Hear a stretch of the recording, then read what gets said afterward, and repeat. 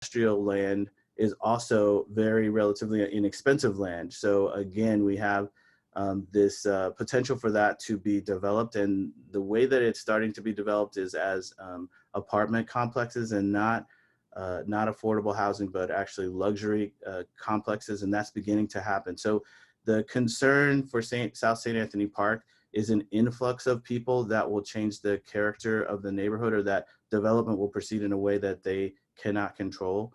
If we look at Midway again in the middle, you'll see that the relatively inexpensive land is actually the residential land. And so in both, I think if you can see the same thing happening over in Frogtown. So in both Frogtown and Midway, the concern is that there will be residential displacement, right? So because the land is so inexpensive, and also it looks very good for people who want to move in and find cheap land to build new houses, knock down, tear downs, that sort of thing. So before the conflict, we found that the art in these three neighborhoods was really different, and we attributed that to these different characteristics of each neighborhood. So for example, in South St. Anthony Park, you see on the left side of the screen, this is a piece by Say Adams, a really famous hip hop artist out of New York City. And this is one of 12 pieces that was commissioned by the Creative Enterprise Zone, which is a well-funded community development coalition that was created to help maintain the character of the neighborhood, something that they were fearful would change. And they had a Chromosome mural festival, which was last year, where they did commissioned 12 murals, which were done by professional artists, international, some of them, a few local, but a lot of international artists. And so most of the murals are like this. They're, the content is determined by the artist. It reflects the artist's interest. It's not really reflective of the character of the neighborhood or the people who live there. In the center, Midway, the sort of predominant arts organization in Midway is the organization we partner with, Midway Murals Project. And they're a really small nonprofit. They've commissioned 7 murals since 2015.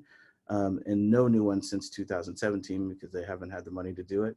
But their murals are really more about celebrating the diversity and the identity of the neighborhood. This piece, Beverly by Lori Green, is from 2015. It's one of their 4 main murals, and they're all along that north-south corridor of Snelling Avenue. And this mural really represents the diversity, especially an influx of East African immigrants into the community in the last 10 or so years. On the far right, Frogtown, the organization there that is promoting art the most is Frogtown Neighborhood Association. They've helped to commission a lot of art projects that express the identity of their neighborhood, but they explicitly talk about or see art as a political tool for resisting gentrification, which has already started in their neighborhood. And of the 3, they are probably the neighborhood that has suffered the most from displacement from gentrification.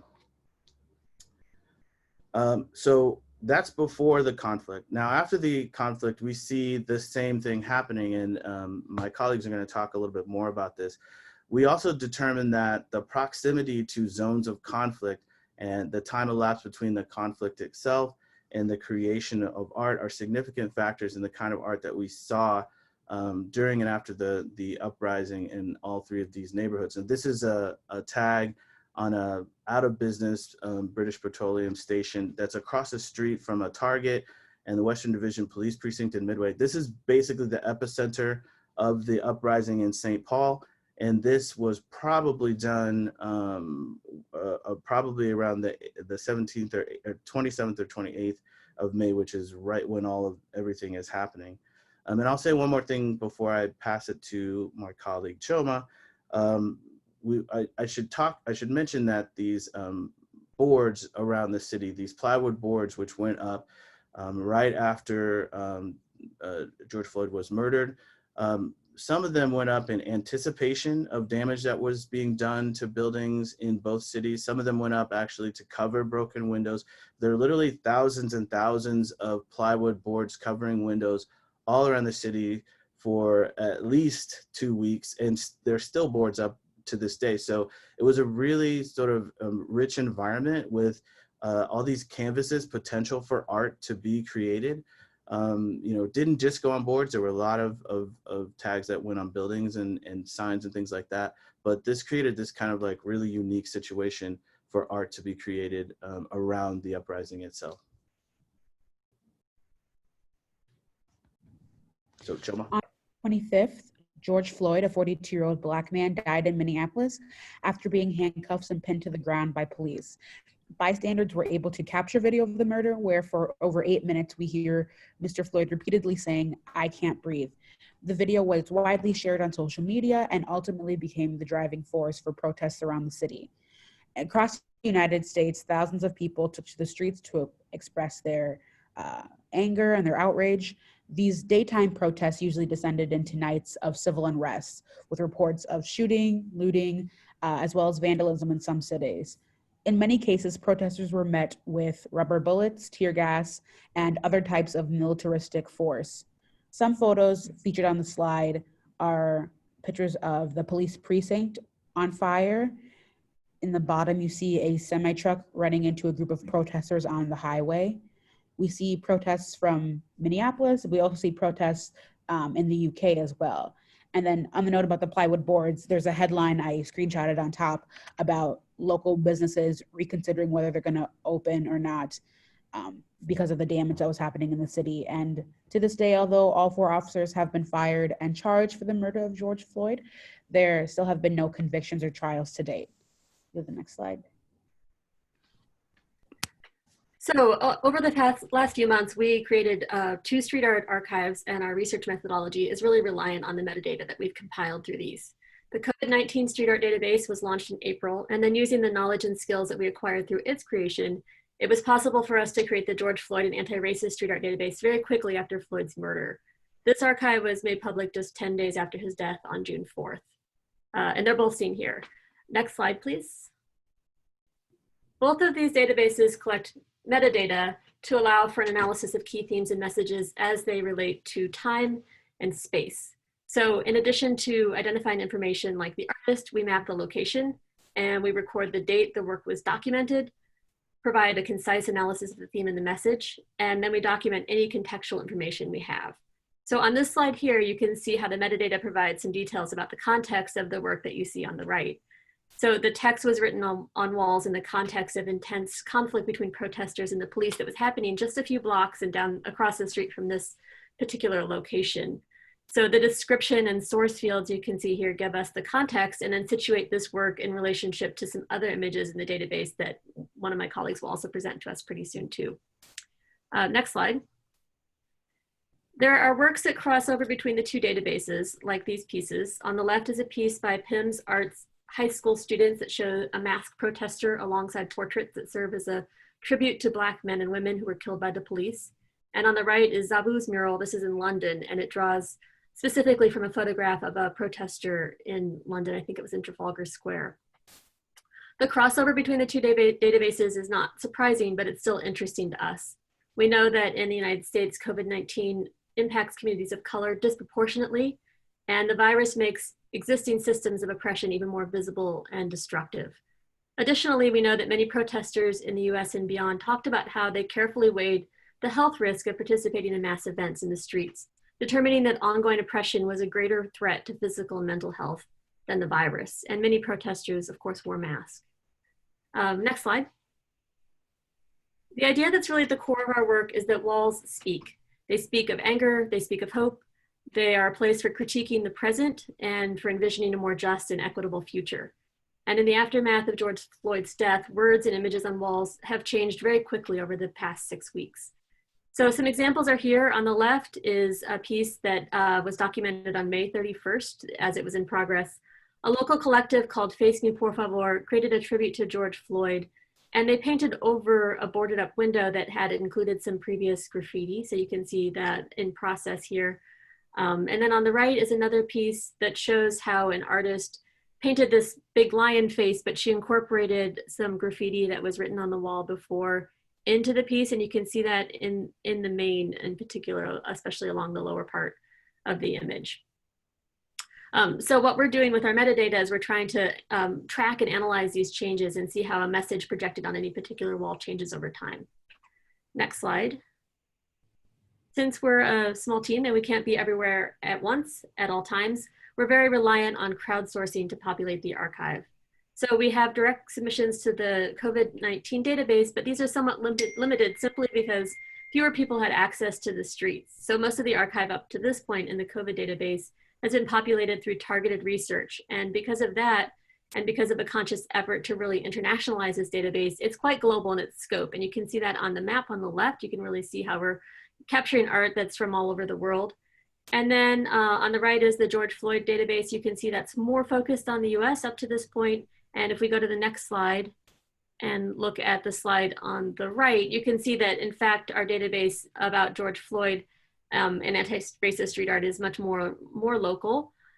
So in contrast to COVID-19 street art, where few people had access to the streets, protests have swept around the world since May 25th, and suddenly massive numbers of people who had been really restricted in many cases and hadn't been out in the streets for a long time were suddenly in the streets with their cameras, with their phones, and taking lots and lots of pictures.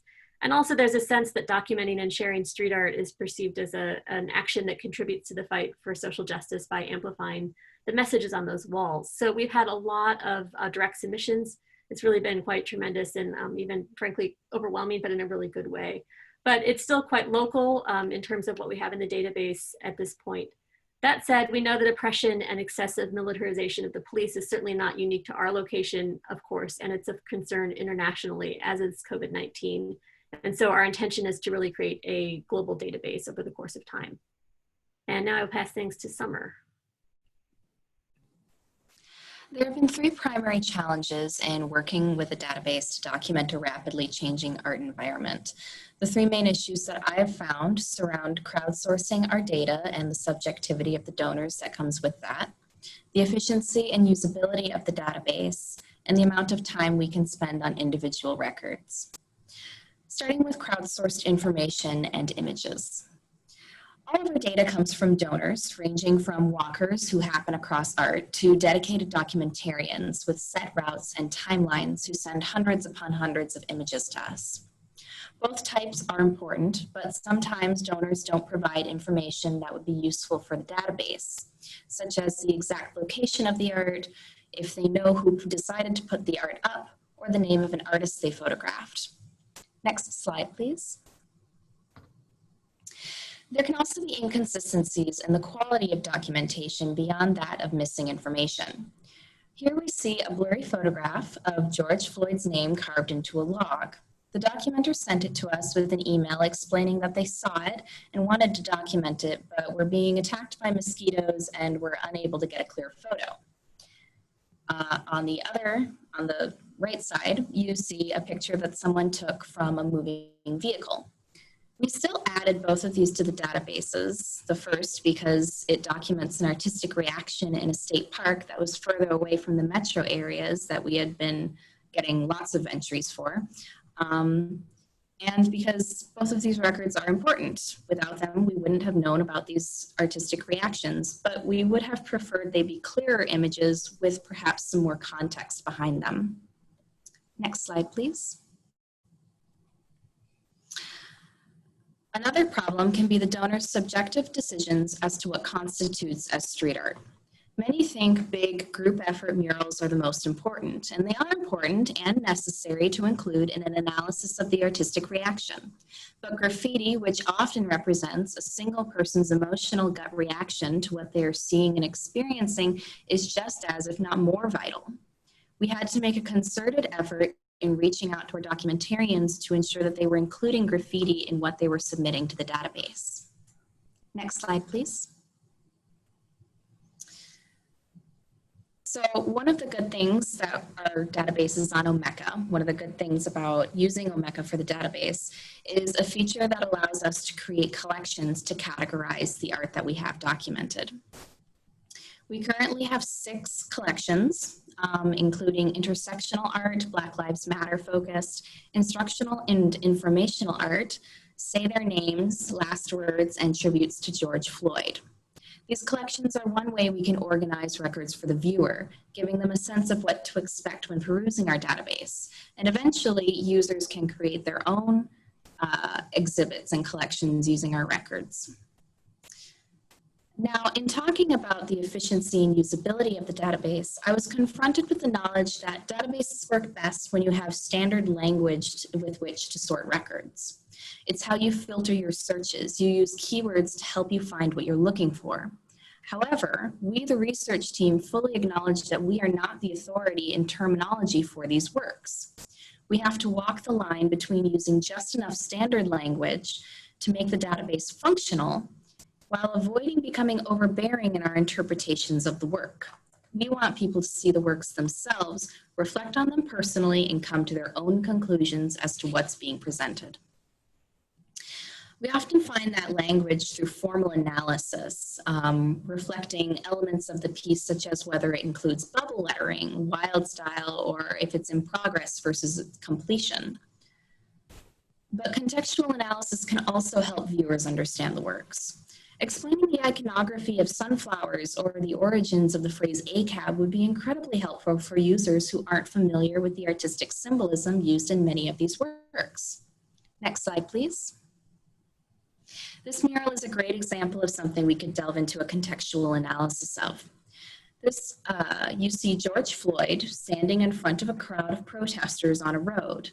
There's a red semi in the corner, and if you aren't familiar with the event being portrayed, you may not understand the meaning behind this.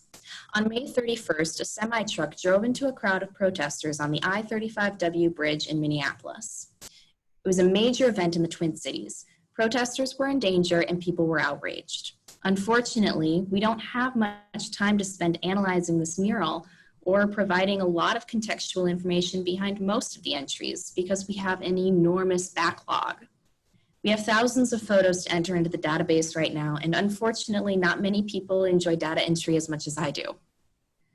Like many collections databases, we will likely go over previously entered records in the future to update and maintain them, but for now, because of how quickly everything is happening, we are focused on accurate and fast data entry. And I'll pass it off to Choma. Following Heather's point on how walls speak and how messages change over time, depicted are examples of street art created within just the first week of protests. Many are centered around anger. For example, on the left side of the slide, we see two features. One, a painted rock with various tags we've titled "Welcome to Hell." It also says "I can't breathe" on it as well. Another is a wall with various types of anti-establishment remarks titled "Hey pigs, quit your job, it sucks," and that's in reference to police. Many other pieces serve as tributes to George Floyd. We can see this pictured in the center on an electric box that reads "Rest in Power, George Floyd." Some of what we also are seeing are reminders that George Floyd is not an anomaly. On the right of the slide, we can see art that reads, 2014, I can't breathe. 2020, I can't breathe. People are very angry because waiting patiently for 6 years did not work. And obviously, we know that the artist is referencing Eric Gardner, another Black man who was killed at the hands of police. So a lot of earlier works were very impulsive and they speak to anger and have very overtly political critiques, very much anti-police, very much anti-capitalist exploitation. Not to say that these messages aren't still present today, they very much are, but now we're seeing additional messages of peace, love, unity, and these messages that are on the streets are more likely to denote an author and overall seem to have been more planned in their efforts of messaging. Next slide.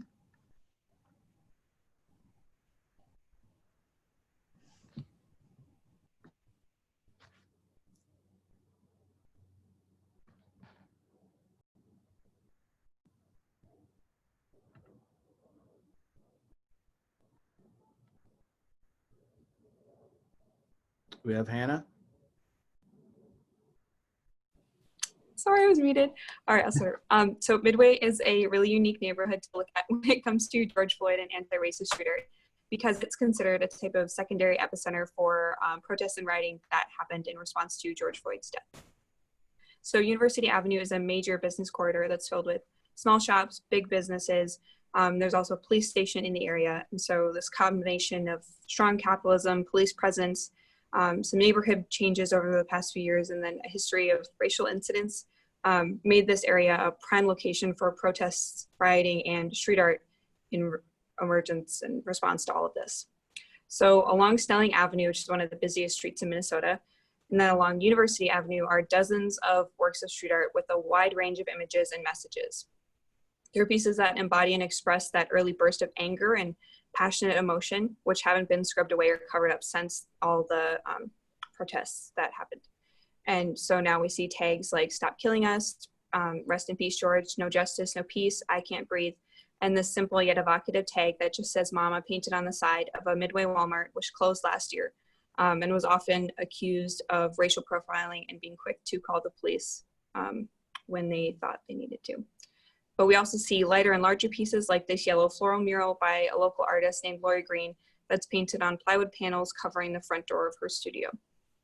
Next slide, please. All right, so Gordon Parks High School on University Avenue is a hotspot for panel murals and reflects the diversity of messages seen throughout the neighborhood. All of these panels were created and painted by students at the high school and express messages of solidarity, Black Lives Matter, justice, accountability, calls to action, heritage and memory, as well as texts and images pertaining to George Floyd and the moments right before his death. Next slide, please. So South St. Anthony is an industrial neighborhood just to the west of Midway. And when it comes to understanding the art in South St. Anthony, I think it's really important to note that as of last week, not a single building in the neighborhood had been burned, looted, or damaged. And so obviously this doesn't mean that there hasn't been any street art put up, but the pieces that have been put up, which are clustered along University Avenue, are much more comfortable to consume. They have a very palatable tone. They use bright colors and images and have more positive messages, or at least messages that aren't really expressive of any anger or violence, just based on what we've received in our database. Next slide, please. So these are a few examples of street art in South St. Anthony that do have a more critical tone. The panels in the photo on the bottom left say "Rest in Peace, Floyd," and BLM in bold black text with dripping red blood. The pieces on the lower right say George Floyd's name and "We Demand Change." The two upper images are a pair on the same business. One says "Say Their Names," and the other lists the names of 24 victims of police and racially motivated violence and includes the text "Justice and Reform, Change the System." Next slide, please. Okay, so Frogtown is somewhat of a mix of these other two neighborhoods. It's nestled between Midway and downtown St. Paul and has been impacted by the forces of gentrification to a greater extent than Midway, with low land values that Todd had mentioned, and then the strong presence of rental housing and things like that. And it also has these pockets of kind of a non-organic and beautified aesthetic that can be described in South St. Anthony, while also having a strong community voice and identity that stands against this beautification due to politics being so closely connected with art. So the panels you see here have bright, colorful imagery and positive messages of hope, unity and solidarity, radical love, healing, happy smiles, and also these abstract tributes to George Floyd, Breonna Taylor, and Ahmaud Arbery. Next slide, please. So in contrast, these pieces embody that more critical, confrontational tone. The panels on the far left say "Stop taking Black lives and get off your butt and join the revolution." And the middle image reads, "It's time for us to stand up in George's name and say, get your knee off our necks." In the panels at Springboard for the Arts, there are common phrases like love, Black Lives Matter, and justice for George Floyd, which also has a 3-point crown above it that recalls the work of Jean-Michel Basquiat. The panels also read "Rondell Frogtown Home" and "Emergency Need Arts," evoking both the neighborhood and the organization Springboard for the Arts. And hand it off to Paul. ART contributed to our digital archive gives insights into cultural change in real time. Because street art's reshaping the physical landscape of the Twin Cities, interest in our data archive is high. To date, we have over 1,500 submissions. And one way we're publicizing art inspired by George Floyd is the creation of a story map. And story maps are basically web pages where you can dynamically link images, audio, and video to maps. And we have a story map that you can visit via our data archive. But for technical reasons, we're just going to show you some screenshots of how that might work here. Can we go to the next slide? You can tour public art by scrolling down through the web page, and each mural is linked to a point on the map, which you can see on the top left. And information about the murals come from the database. Next slide. Another way to tour through the art in the Twin Cities is to click the points on the map, and if you do so, the art will show up in those locations. And you can see that we're viewing site number 3 right now. This is a draft, but you should be able to search it on Google by next week if you look George Floyd story art. Next slide.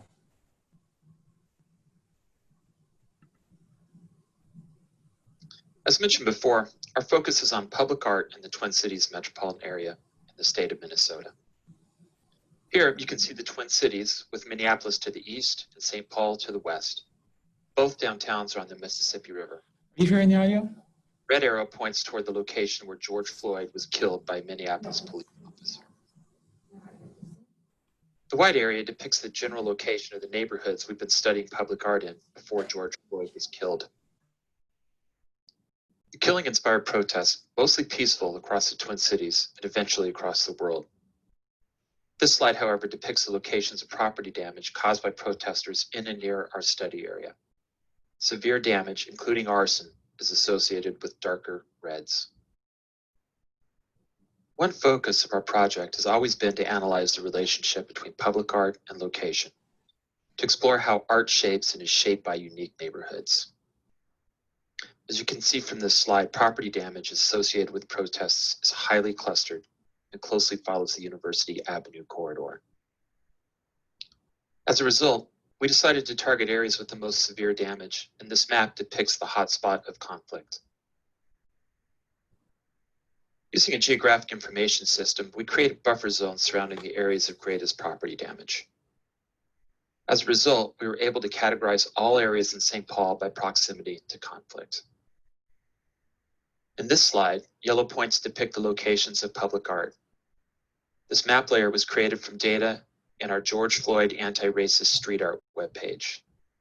This means each yellow point is linked to publicly contributed images and metadata. In other words, data from this webpage is dynamically linked to a series of maps. This allows for a wide range of analysis in the GIS environment.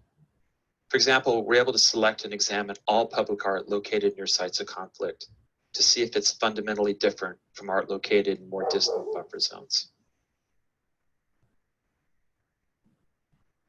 We can also do this for George Floyd-inspired public art in our 3 study neighborhoods.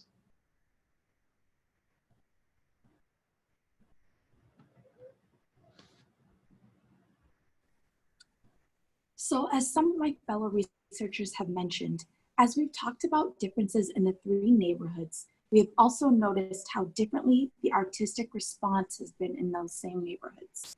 First here, we have an image that says "Kill Derek Chauvin" and a pig that was put up on the very first night George Floyd was murdered and protests began.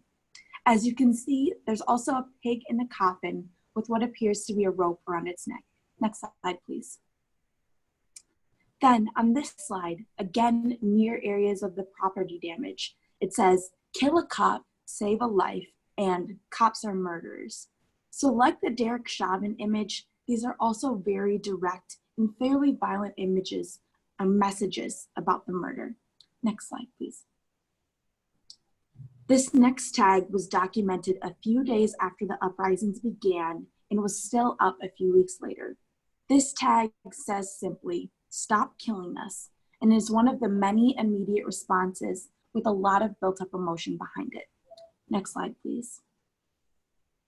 But then, as you get more distant from the conflict, such as areas like South St. Anthony, and in some ways, Frogtown, you see a lot brighter images talking about love and about justice. On the right here, you see a depiction of the internationally famous soccer player, Jason Sancho, who's wearing a jersey saying, "Justice for George Floyd." Next slide, please. Again, you see more images that are both more physically distant and more distant in time from the conflict, more than a week and a half after George Floyd's murder. You see these brighter pieces like Justice for George, but not at all the same kind of more direct and demanding art, very flowery. Next slide, please. Here, you can see literal flowers, again, with little to no direct action demands. Next slide. So as we continue on with the more distant from the conflict, you still see these brighter colors. You see the George Floyd portrait that has been around many parts of the cities. Again, much happier, easily digestible pieces. So it's important to recognize the difference in artistic response as we recognize the difference in these communities. Like one of my coworkers said earlier, South St. Anthony, where many of the more flowery images were located, put up those boards in anticipation of riot damage, but the area was never damaged. It then may be easier to see why the imagery put up there was so much brighter and optimistic looking. Next slide, please. And then one thing I think is important to mention when we talk about the conflict is how it has exacerbated existing access issues. So this screenshot is one from one of our story maps, and again shows the graffiti that says "Cops are murderers." That graffiti is located on the Walmart that had closed, but was known for that unfair racial biasing and police presence. But its closing only worsened accessibility issues. So again, showing that there are two sides to the coin of issues that are and have been facing the Twin Cities. This has been very clear to those living in these communities who have faced police brutality and issues of accessibility, but has just now come to the attention of many. Next slide, please. So we really wanted to finish this presentation off by reminding both ourselves and everyone here about the importance of stories and of space.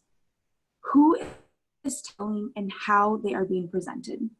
One thing that has really come up in the Twin Cities art community is the need to be mindful that you don't accidentally take up too much space in a place that should be centering others. The importance of being mindful of who is taking up and taking ownership of space. Art is not exempt from that conversation around ownership and access. And really, we'd say that it's one of the most important communities to have that conversation. Whether through art or some other medium, thinking about how important physical space is to a community and being mindful to respect that.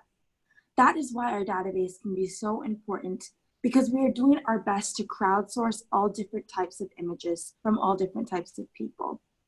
Many of us know how often history can be whitewashed or cleaned up to look pretty.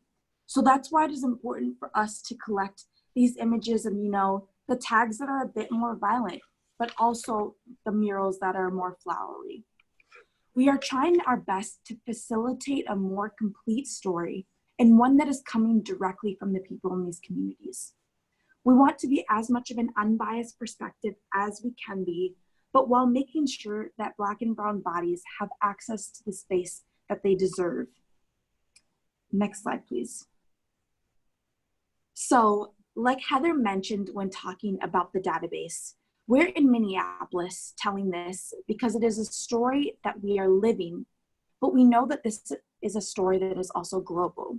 So until we get the funding to travel around the world and take these images, so if anybody knows Mark Zuckerberg, Jeff Bezos, or any other million, billion, trillionaire, if you have images that you would like to give us, we would love to get them. Thank you for your time.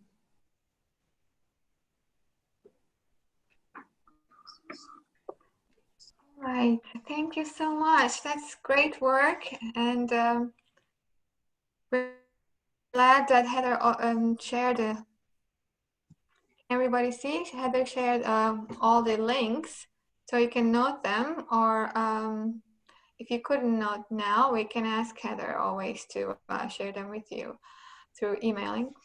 And well, so diverse type of images, such a different scale of aesthetics, from very colorful murals to violent or let's say aggressive messages. Before my question, I would like to take questions of others. So is there anybody with a question? You can raise hand or just write on the board, message chat board, so I can see.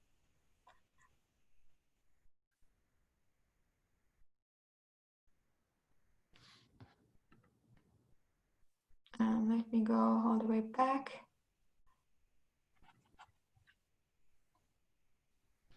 Anybody with a question?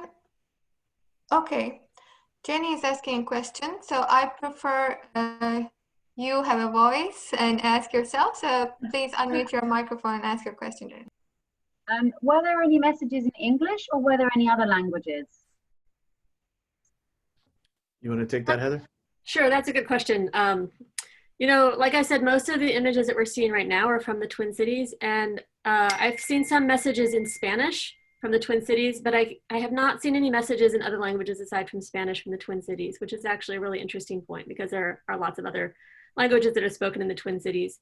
In terms of international images, we have had some of those rolling in. I'd love to have more international contributions to the database as well, but it has actually struck me how the international images that we've had, we've had some things from France, and they're sometimes in French, but sometimes in English. And we've had some work come in from Athens, and a lot of those works are actually in English as well. So, I think that part of it has to do with the kind of globalization of this message and the way that certain phrases that are used, like no justice, no peace. I think those are really catchy in English, and I think that those are repeated in other places around the world too. But I don't think we have quite enough data yet to really figure out why that is, but it's a really great question that we will keep in mind as we go forward with the works. Okay, because obviously you guys said that there's quite a big Somalian and Nigerian population, so I wasn't sure if they were writing in their own languages. And then would you like more examples from France with Black Lives Matter and the things mentioned? I think I've got a few, I don't know how many though. Sure, we would love that. Your question is really good, again, about the communities in the Twin Cities. And we have had some messages that specifically are about Hmong population. We have a large Hmong community in the Twin Cities. But again, I think those have been in English so far, but it doesn't mean that they don't exist in other languages as well. And yes, we want contributions from everywhere. And we really are trying to get a very representative sample from around the world. We realize that, of course, there are BLM tags everywhere, and we can't record every single one of those, but it's actually pretty helpful to see, how do these phrases appear in different parts of the world? Does the Black Lives Matter tag really appear with what frequency in what cities? And how can we maybe attach that to what is actually happening with BLM activity and protests and so forth in different places? So we, like Summer said, we have a lot of backlog right now, but there is a contribution link on the database that makes it really easy for us to clean up the data and really get it in there quickly. So we welcome your contributions from everywhere. We're committed for the long term. We're young and energetic, pretty much. And we're committed to maintaining this for the future. Archiving, it's slow work sometimes, but we will get everything in there that we possibly can. My final question would just be, would you consider the ACAB ACAB message as well linked to the Black Lives Matter, or is that a completely separate issue for you? Yes, we are absolutely cataloging that, and we see it from all over the world. And in fact, I feel like I'm seeing, anecdotally, I feel like I'm seeing that more in Europe than I'm seeing it in the US, although we're seeing plenty of that in the US as well. But we started tracking that in relationship to COVID too, because those are interrelated, and so it's interesting to see how that changes in frequency or location as these two issues intersect with each other. Okay, brilliant. Thank you very much. I think this answer sort of also covered Ina's question. She asked, can you elaborate how you collect data? Do you have something else to say on that, Heather, or anybody else? You guys go ahead and unmute and start. Do you want me to answer it too? So, we're doing crowdsourcing. We're doing a lot of crowdsourcing for this. So we started out with a Google form, and then that was very cumbersome to handle. So we ended up adding a contribution link to the database itself that allows people to put in their own information. So the difficulty is that people who are making contributions don't necessarily understand exactly what we're doing with the metadata. So they might not write the description in a way that would work for how we needed to operate. So sometimes we have to clean it up, but we also really like to be able to keep things in people's own words. We're trying to decenter the authority of the archive and not make ourselves the ultimate authority on how a work of art is described. So it's fantastic when an artist puts in a work of art and describes their own work, and we're able to have that description in there. Or if a viewer looks at it and has a personal connection with an event that took place, like maybe the truck crashing into protesters, and writes about that experience. So, you know, we're meant to try to decenter that authority of the archive. You didn't, I'll mention that we also have like a few super submitters, these people who are walking around the city every day and taking hundreds of photographs, and most of those are just sending us files of images with descriptions that we then have to enter into the database. So how many, we've got maybe 4 or 5 of those people who are doing that, and we have one special person who's just doing every single day, sending us a giant file of images. All right, let me see. Mary is saying that this was very interesting presentation, and it would be very interesting to analyze the development of the visual language as a psychocognitive phenomenon.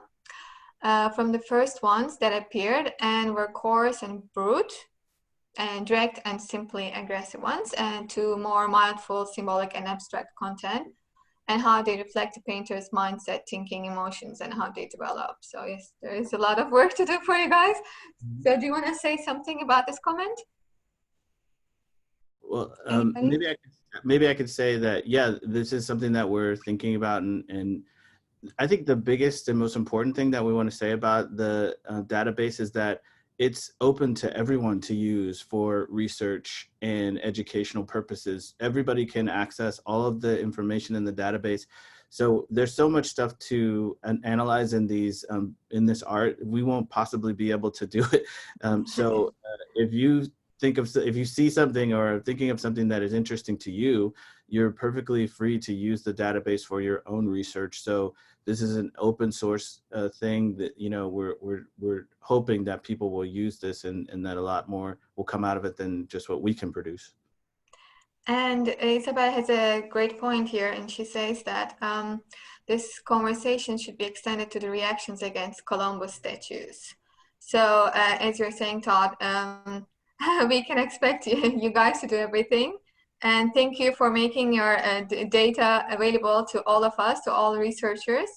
So that's a great point, and I hope somebody else takes on that. Let me see. My question is that, okay, so some of those murals and graffiti should be really offensive to some people. And so thinking about that, what's their lifespan? How long do they remain on the walls? If people come and whitewash them, who whitewashes them? You know, the municipality, the police, the local people, neighborhood people, or can you say some things about that, please? Sure. Anybody can speak? Go ahead. Yeah, I was gonna say, like, on one of them, I would say when you ask who is whitewashing them, I would say sometimes media whitewashes them, because there are certain very beautiful and flowery murals that you always see in the news that if you look up George Floyd art, that's the ones you'll see first. You won't really see necessarily, you know, the ACAB tags on our website. And so I think the consumers that decide to share these photos, are they only sharing like the pretty ones and the ones that are like took weeks and weeks to plan? I think that's how sometimes things can get whitewashed, just like what gets media attention. And then I just want to speak to the Columbus statues thing real quick. That was the thing we just talked about. Mm-hmm. I have seen there's like BLM on the statues as well, and I have seen like some like Native Lives stuff around. I think a higher end development in the Twin Cities as well. So those conversations are happening kind of all at the same time. Like, now is the time to do all that kind of stuff. Then Dr. Lawrence, if you had to add. Yeah, I was just going to say that a lot of more violent, confrontational, politically oppositional pieces disappeared pretty quickly, or were cleaned up, painted over. I mean, we had that one example even of Face Me Por Favor, which went up over, and I don't know exactly what the tag was behind it, but that's pretty typical, is that we saw stuff that was on boards got painted over. And sometimes that's being done by business owners, by people who own the building. Sometimes they're asking artists to go up over that stuff. And then of course, if there's a lot of that stuff that was painted directly on buildings or signs or electric boxes, and that stuff is being cleaned up by the cities, right? So they're buffing those, they're cleaning them off, they're repainting the building or repainting the electric box or things like that. So, I mean, maybe Heather could talk to this more specifically, but my sense anecdotally is that a lot of the stuff that we saw the day after the uprising, the first day of uprising in St. Paul, is gone now. The example that we showed from that gas station, I think is still there, but that gas station is out of business. So there's no one to clean it up, right? Like no one's taking care of that property. So if there is a property that people are preparing to open up again, one of the first things they do is clean off what they, graffiti, something that they don't consider to be art, or that they consider to be offensive, or that they consider to be a problem. Which is why it's so necessary to preserve it, right? Because when, people tell the story later on, we don't want to just hear like, oh, everyone was really happy and peaceful and there was a bunch of love, peace, and unity murals. Like, good thing we do have, all the tags from like the very first night. Yeah, and can I add to that, Noah, that another thing that's happening is that there's a huge movement to preserve the boards, right? The boards are coming down as businesses and the buildings reopen. So there's a number of organizations in the Twin Cities who are trying to collect those boards and preserve them and save them. And what's going to happen to them is it's actually there's a lot of about what should happen to them, how they should be, whether they should be exhibited, or what's going to happen to them, all that kind of stuff. So so we wanted to, on a number of levels, wanted to get these images because we knew that everything was fleeting and it was going to go away some way or another. And then if it's okay, I would like to maybe push back on the idea that the later more positive murals were more thought out, because although some of the more violent tags that we saw were immediate reactions, these are things that people have been experiencing their whole lives.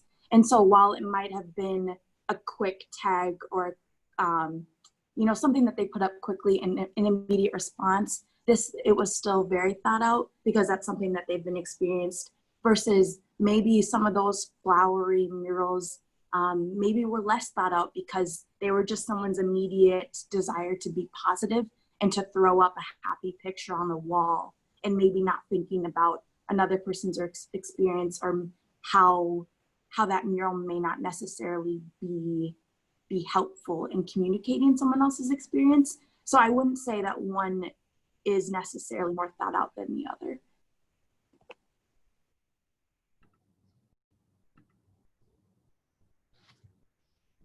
All right. All right. There is one more question. You have touched upon this a little bit. Is there anything you want to add about the interaction between COVID-19 street art and the BLM murals? Street art?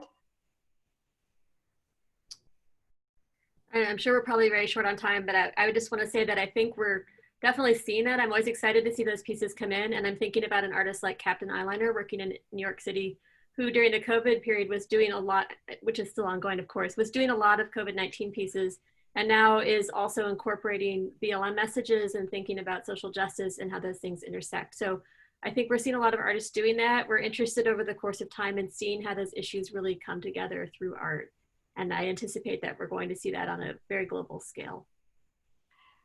Thanks, Heather. Okay, Einat, I will let you ask that last question yourself, and then we'll take the question of Anna, and then we'll be wrapping up.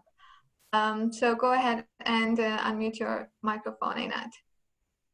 Hi there. Thank you for taking my question. I was wondering about copyright in terms of the database. I'm wondering if there are any concerns regarding copyright issues in terms of the photographers or even the artists. We think about that day and night. Todd, do you want me to answer that? Or do you want to take it? Okay. We think about that all the time. So basically, when people make a submission, we indicate that works in the database are available for educational purposes and not for commercial purposes. And we have a rights field where we indicate the name of the artist if we know it, and the photographer if we know it. And we have a Creative Commons license that is same alike sharing for non-commercial educational purposes only. So we have had some people approach us and want to use the works, and in one case, it wasn't clearly an educational purpose, and so we asked the person to contact the artist directly and get permission to use those images. Thanks, Heather. And okay, one last question. Einat, please unmute your microphone.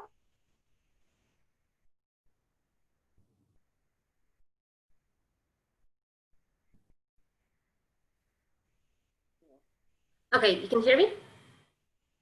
I hope my neighbor doesn't start banging again because he's renovating here. I wanted to ask how you think that the Black Lives Matter street art movement is going to affect the urban landscape in the long term, in the long run. I mean, not by now, but years to come. Yeah, that's a good question. I mean, it's hard to know. I mean, I think speaking from, on the ground here in Minneapolis, St. Paul, one way I think is that there's going to be a lot of the art that went up during this time that's going to stay up.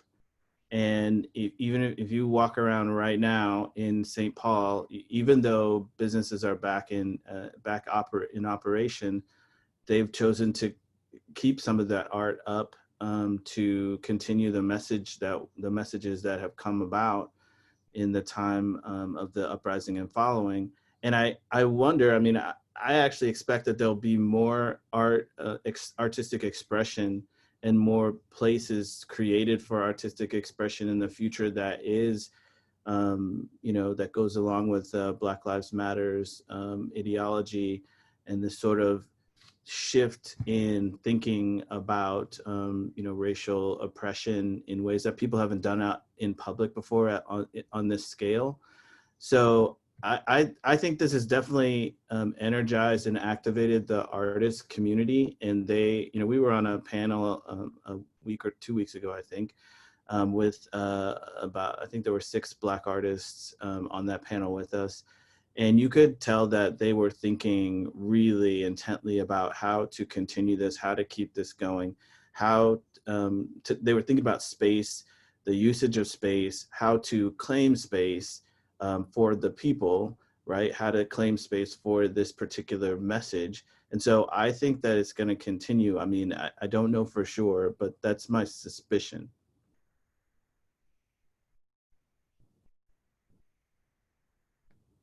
Right, thank you. I think we are all done with the questions to this group.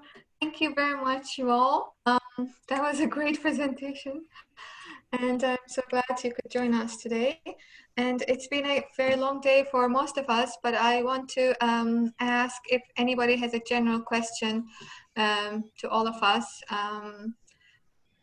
to wrap up the day. And before I say goodbye. Anybody?